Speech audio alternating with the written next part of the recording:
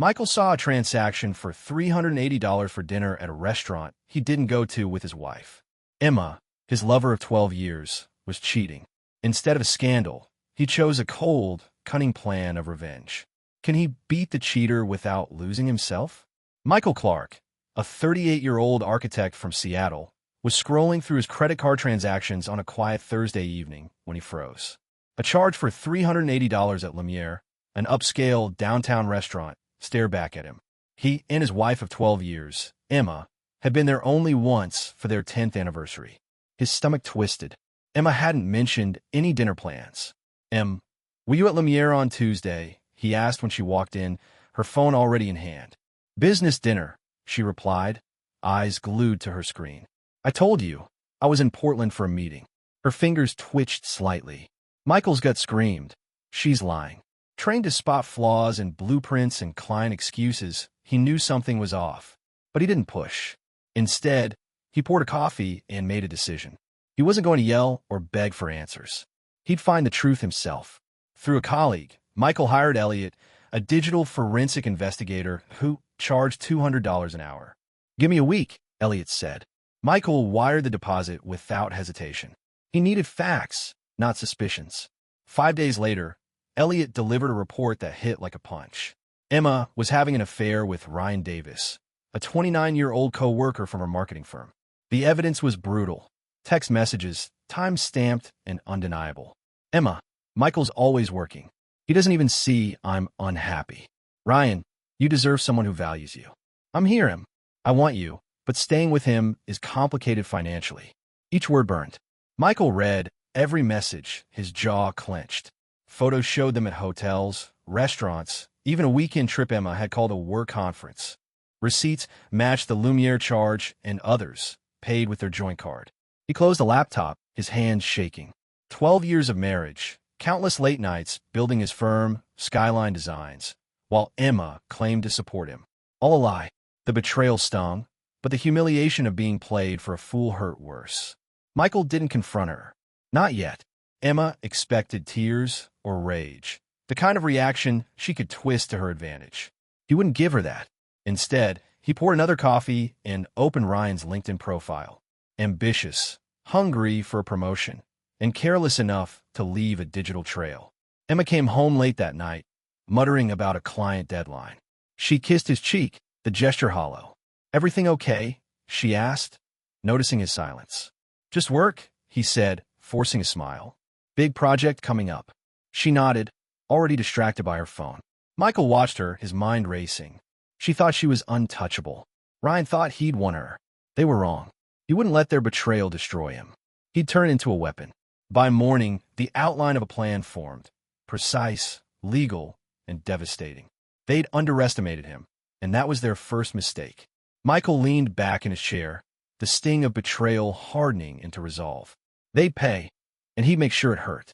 Michael Clark woke the morning after reading the detective's report with a cold clarity. Emma's betrayal burned, but he wouldn't let it break him. Confronting her would only give her a chance to lie or deflect. Instead, he'd outsmart her and Ryan, her 29-year-old lover.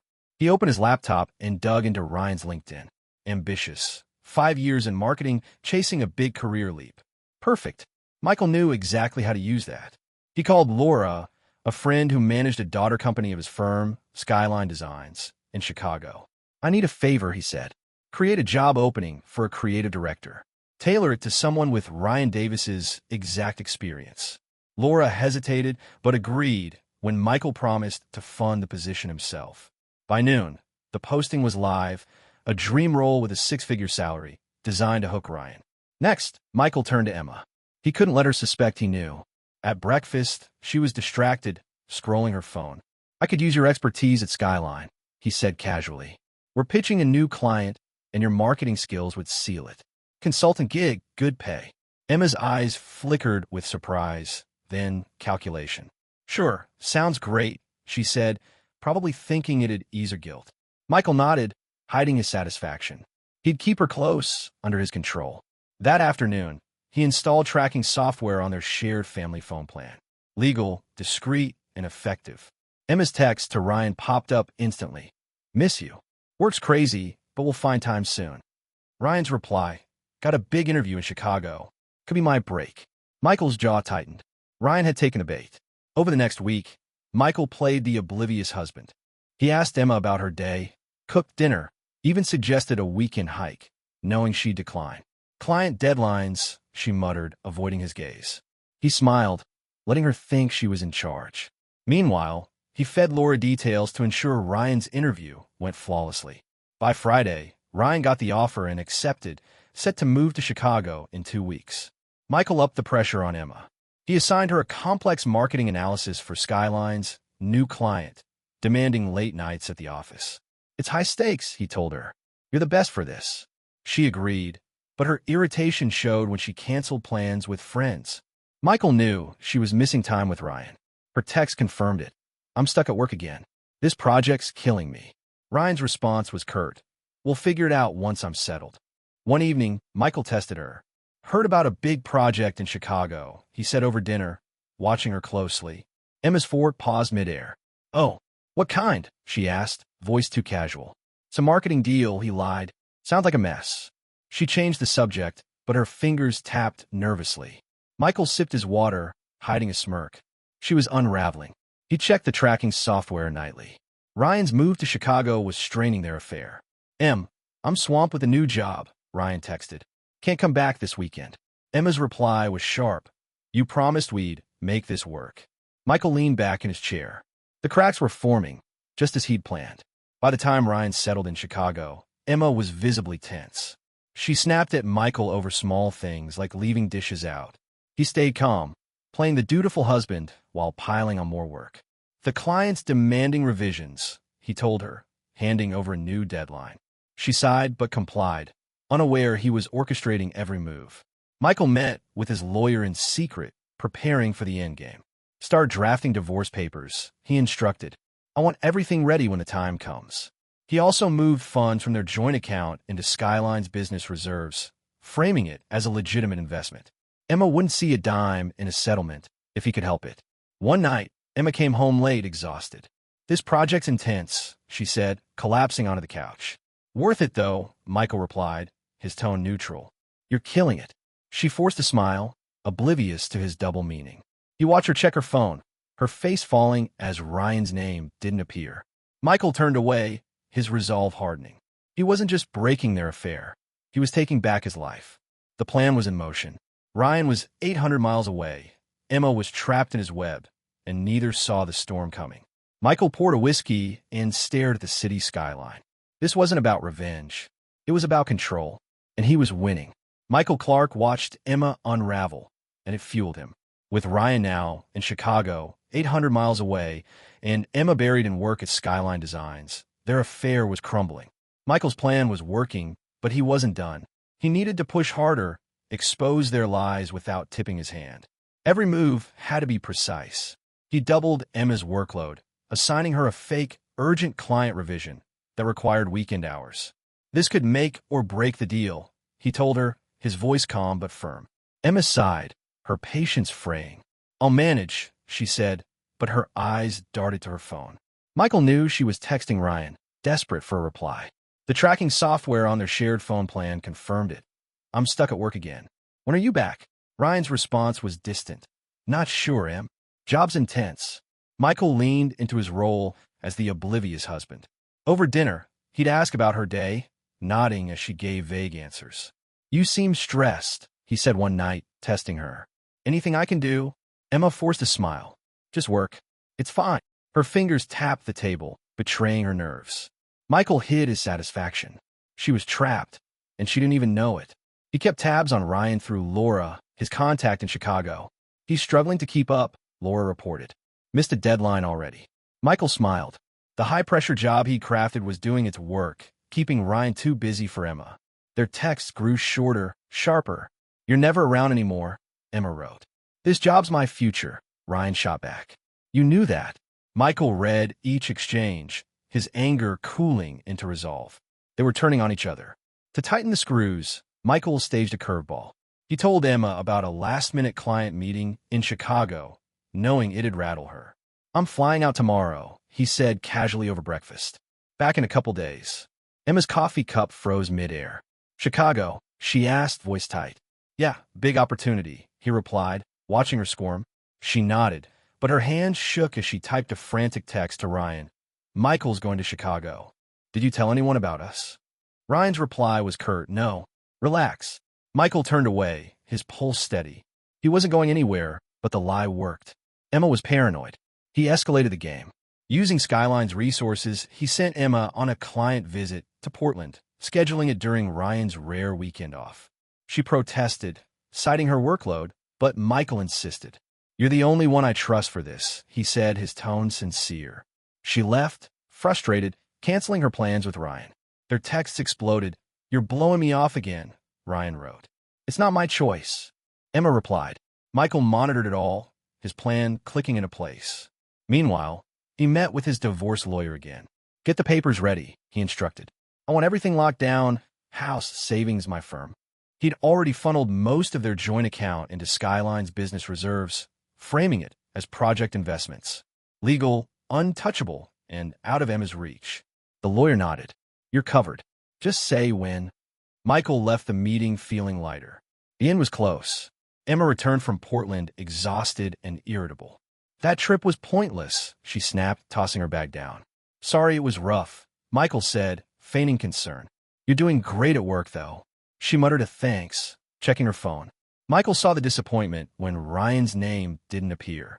He poured her a glass of wine, playing the supportive husband while planning his next move. He decided to plan it out. At dinner, he dropped a hint. Heard a rumor about some marketing guy in Chicago, he said, watching her closely. Caught with a co-worker's wife. Messy stuff. Emma choked on her water, coughing hard. Really? She managed, her voice high. Yeah, small world, Michael said, shrugging. People talk. She changed the subject, but her hands trembled. Michael knew the seed was planted. The tracking software showed the fallout. Emma texted Ryan, someone's talking about us. You sure you didn't slip? Ryan's reply was angry. You're paranoid. I'm handling my side. Their trust was eroding, just as Michael wanted. He leaned back in his office chair, the city skyline dark outside. Every step was calculated, every lie a brick in the wall he was building around them. One night, Emma broke. I'm so tired of this, she said, slamming her laptop shut. Work, clients, everything. Michael looked up from his tablet. You need a break, he said, his tone soft. Maybe we can plan something soon. She nodded, but her eyes were distant. He knew she was thinking of Ryan. The software later revealed her text. I can't keep doing this. I need you here. Ryan didn't reply for hours. Michael clenched his fist, victory close. He finalized the next phase.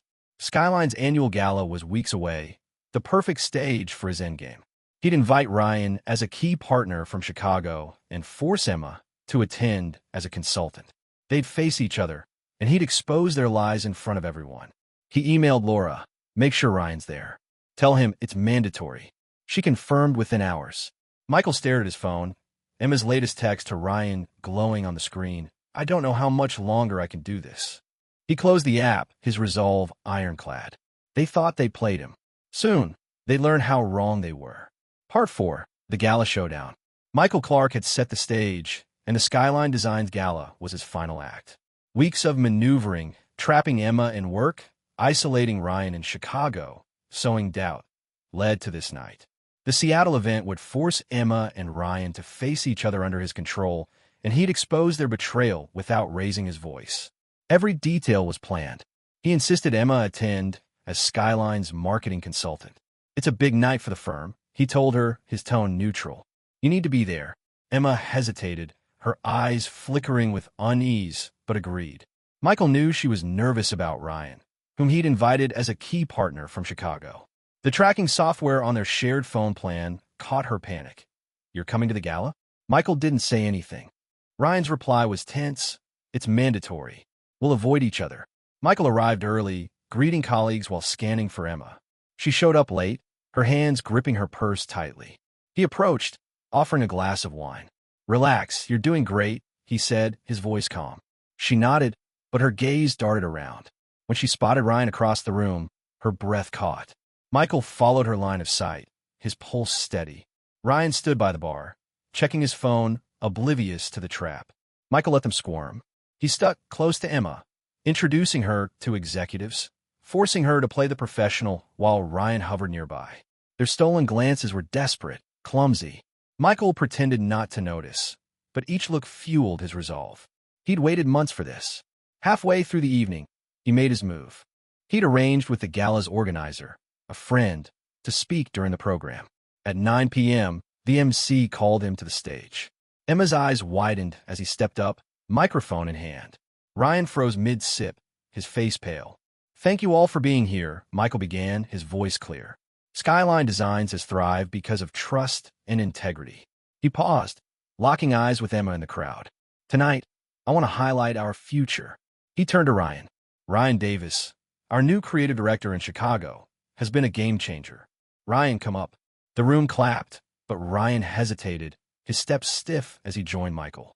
Emma gripped her glass, her knuckles white. Michael continued, "Ryan's so talented, we're sending him to lead our new London office. A 3-year commitment, starting next month."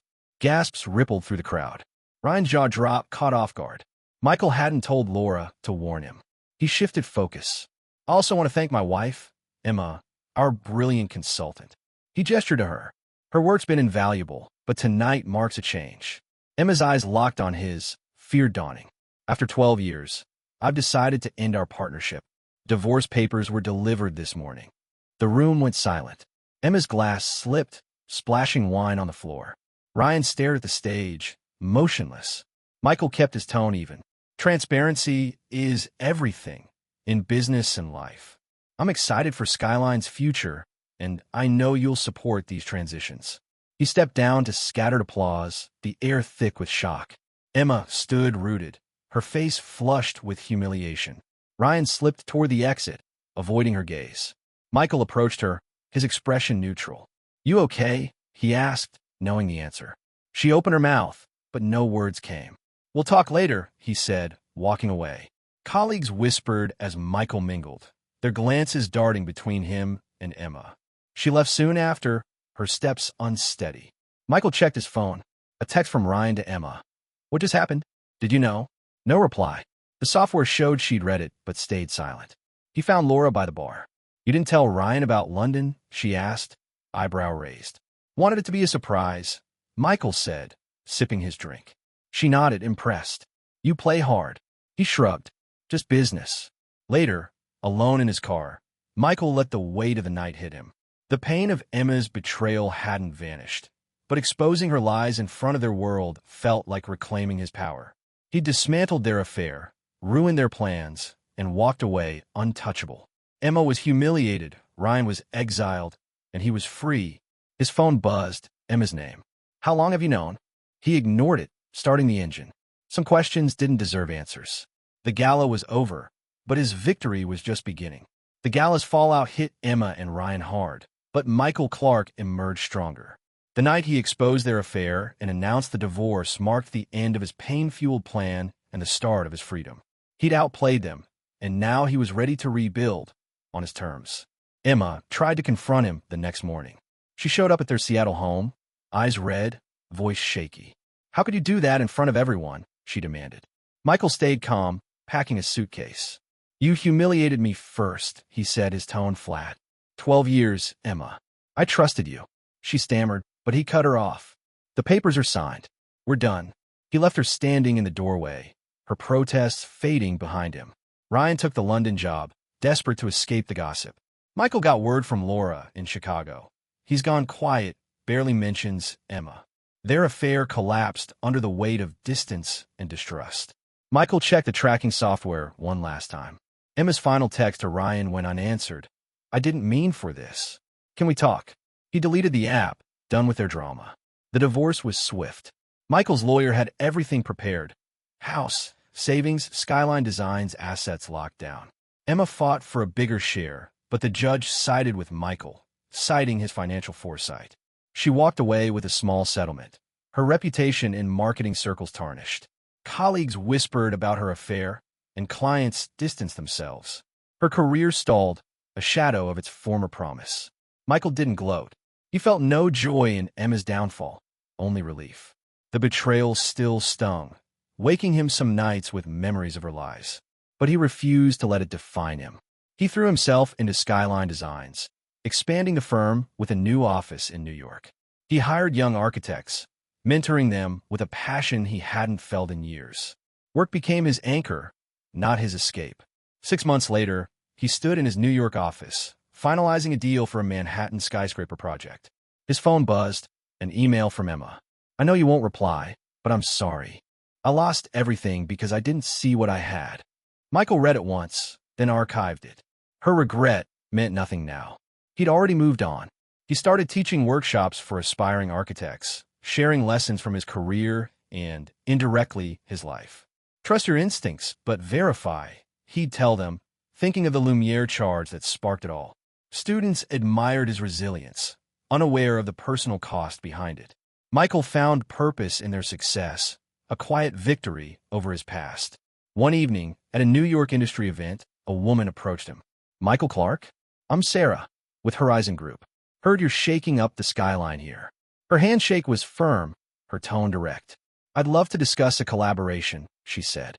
Michael nodded, intrigued. "Let's set a meeting." It wasn't romantic, not yet, but it was a spark, a chance to connect without the weight of betrayal. He reflected on the journey that night, driving through Manhattan. Emma and Ryan had tried to rewrite his story, but he'd taken a pen back. Sending Ryan to London, exposing Emma, securing his assets, it wasn't just about punishment. It was about reclaiming his life. He'd turned their lies into a catalyst, building a future they couldn't touch. His phone lit up, a text from Sarah confirming their meeting. Michael smiled, the first genuine one in months. The pain of Emma's affair hadn't vanished, but it no longer controlled him. He'd survived, thrived, and found something better than revenge, himself. Months later, a colleague mentioned Emma. She'd moved to a smaller firm, struggling to rebuild. Ryan was in London, dating someone new, his career steady but unremarkable. Michael listened, then changed the subject. Their lives were no longer his concern. He had a new project deadline, a workshop to prep, and a meeting with Sarah. His world was full, and he was finally free.